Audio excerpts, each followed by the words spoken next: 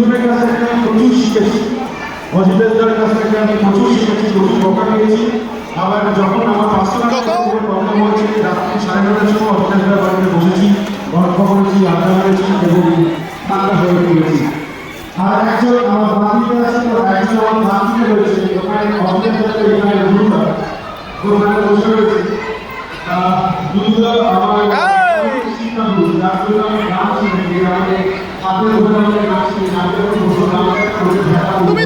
এখন মানুষ বলেছে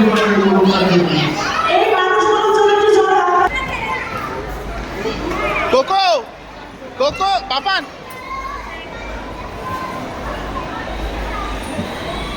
আমি আমিও আছি সালাম হিসেবে একসাথে সামনে হ্যালো কোকো হ্যালো শ্রুতি নাটক শুরু চলেছে।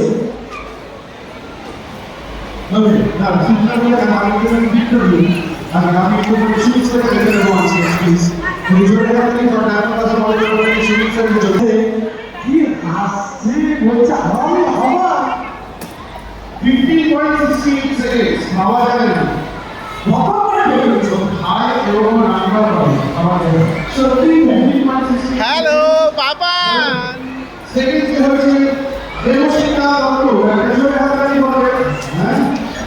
হ্যালো কোকো দিদি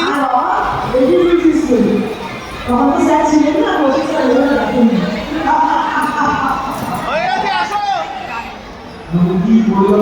হয়ে গেছে টাটা যাবো